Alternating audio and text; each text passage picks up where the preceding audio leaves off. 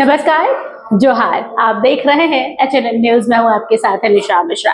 बिहार विधानसभा चुनाव का बिगुल बज गया है और बिगुल बजते ही आचार संहिता भी लागू हो गई। लेकिन आचार संहिता के लागू होने के बाद उसका उल्लंघन भी शुरू हो गया है। क्योंकि बिहार है हर काम में सबसे आगे, सबसे तेज है, तो आचार संहिता उल्लंघन में भी बिहार आगे है। पहले बल्लेबाजी करने आए हैं आचार संहिता के उल्लंघन का, तो वो है राजेश रंजन जी उर्फ पप्पू यादव। जी हाँ, पप्पू यादव ने आचार संहिता लागू होने के बाद बाढ़ पीड़ितों में पैसे बांट दिए हैं और ये वीडियो सोशल मीडिया पे आ गया है। क्या है पूरा माजरा, आइए एक नजर डालते हैं। जो कहीं संभव नहीं है वो बिहार में संभव है।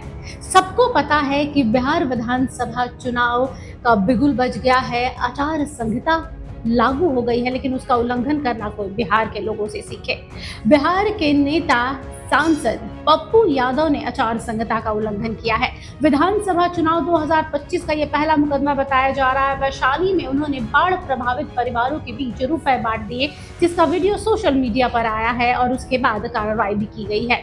इसके बाद से क्या है, पप्पू यादव केंद्रीय मंत्री चिराग पासवान और नित्यानंद राय पर जमकर बरसे हैं। सांसद ने गुरुवार की शाम सहदेवी बुजुर्ग प्रखंड क्षेत्र की नया गांव पश्चिमी पंचायत के गनियारी में कटाव पीड़ितों से मुलाकात की। उन्होंने सभी 80 कटाव पीड़ितों को 4-4 हजार रुपए की आर्थिक मदद दी है। सांसद ने कहा है कि गनियारी में कटाव से 150 से 200 परिवार बेघर हो गए हैं। रुपए बांटने का मामला संज्ञान में आने के बाद बहनार के एसडीओ नीरज कुमार ने जांच का आदेश दे दिया। उन्होंने कहा है कि बक्सर में भी कटाव हुआ है, जहां बीन, मल्ला, निषाद समाज के लोग प्रभावित हुए हैं, उनकी मदद तो आपने नहीं की।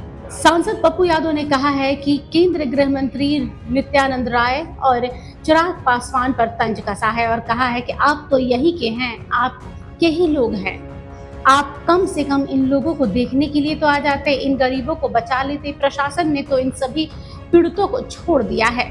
साथ ही पप्पू यादव ने भी कहा है कि क्या चुनाव आयोग के डर से मदद करना छोड़ दे? क्या चुनाव आयोग बताएगा कि हमें किसकी मदद करनी और किसकी नहीं? सांसद ने आगे कहा है कि वो आगे भी मदद करते रहेंगे। चुनाव आचार संहिता लागू रहने के दौरान पप्पू यादव द्वारा रुपए बांटने का मामला अब तूल पकड़ता हुआ नजर आ रहा है। एसडीओ नीरज कुमार सिन्हा ने कहा है कि सहदेवी बुजुर्ग के सीईओ को जांच कर कानूनी कार्रवाई करने के निर्देश दिया गया है। Bureau report HNN news.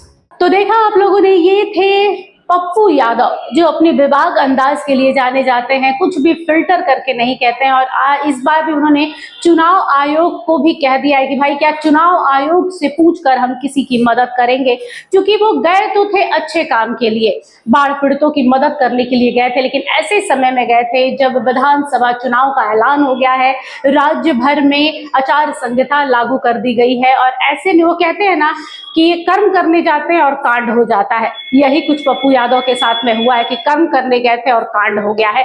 फिलहाल के लिए बस इतना ही। देखते रहिए HNN न्यूज। नमस्कार।